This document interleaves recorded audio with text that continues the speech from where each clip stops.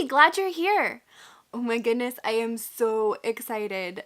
I am unboxing for you today a Scribbler box, which is a box curated by writers for writers, specifically Victoria Scott and Lindsay Cummings. They signed the box. I think that is actually just part of the box. At first I thought it was golden, like a golden Sharpie, but I think they just did a very good signature job in the graphic design. But anyway, it's so cute. I mean, let's just take a moment and appreciate all of the detail that goes into one of these boxes. Oh my goodness.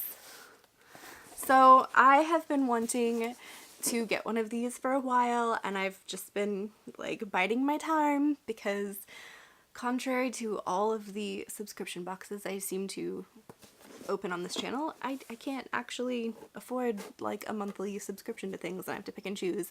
Well, October for the Scribbler is plotting as the theme, if I remember correctly, and I am always really interested in new ideas on plotting because I'm a pantser, but I'm trying to be a pantser with a plan. So anyway, this video will be mostly for my fellow writers here, but there is going to be a book in here, and if you're just a reader, I still encourage you to come along and open this with me because I think it will be really fun. Alright. Ooh. Okay, so here's our inside. I see a candle, which I think they did tell us was going to be there. Oh, okay. So here is a card, and it says it's a Scribbler writing exercise. Most fiction novels have 3 to 4 parts with something at the end of each one that raises the stakes.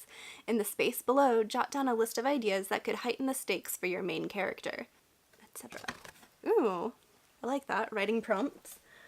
And oh my goodness, a candle by Novel Yours. I love Novel Yours candles. Muse Fuse, coffee and vanilla and orange. Okay.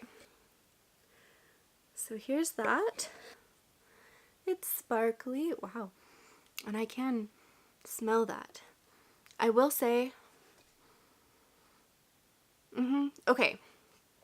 I love the coffee and vanilla, and I actually do think I like the orange. I was afraid I wouldn't because, I don't know, orange smelling things, yeah, it's hit or miss with me, but a lot of times it just smells like an orange creamsicle or whatever that drink is that I really don't like and others seem to love, but every time I smell it I just want to gag. But it does not smell like that. This smells great. So, huzzah! I love a good candle.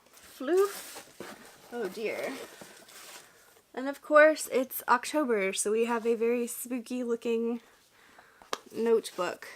I actually really don't like spooky things, so I was a little afraid this was gonna happen in this box, but I can appreciate the design and I can always use another notebook, and I know other people who can too, so maybe this will also be a gift. I don't know.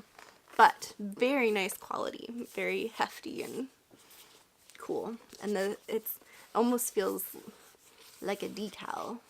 Lots of good texture. Ooh, writer magic inside. I think I'm gonna hold off opening that for now. Ooh, I can read this in the viewfinder. Your story matters. Oh, it's a temporary tattoo that says your story matters.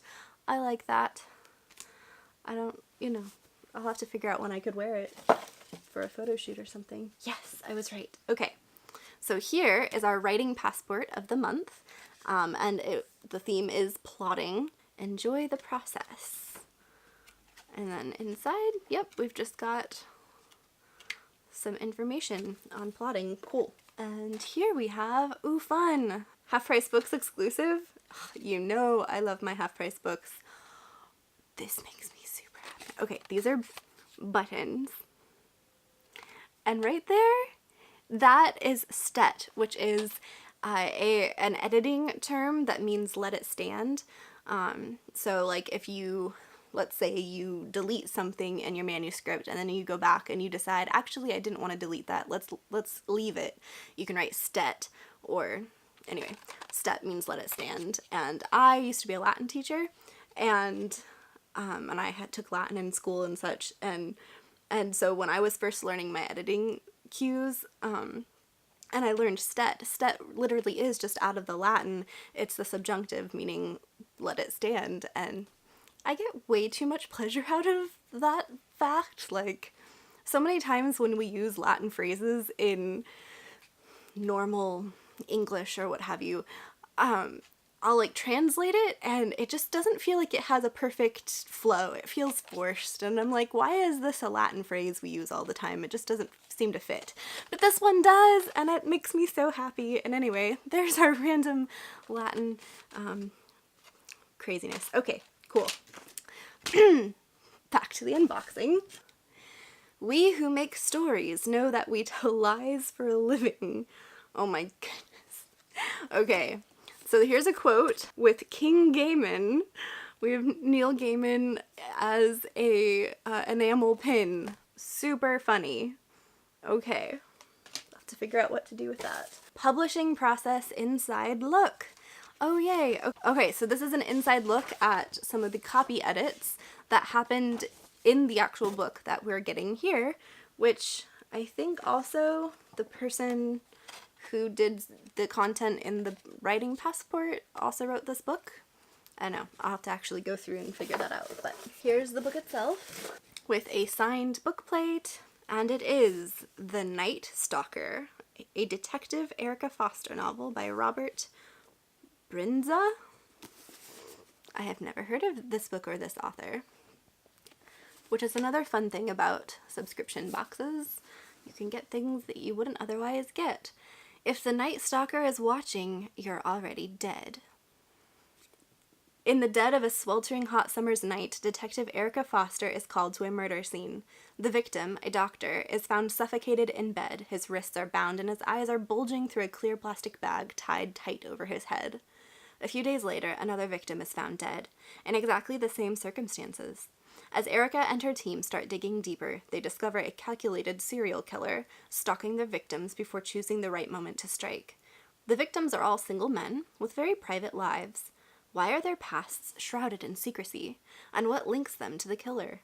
As a heatwave descends upon London, Erica will do everything to stop the Night Stalker before the body count rises, even if it means risking her job. But the victims might not be the only ones being watched. Erica's own life could be on the line.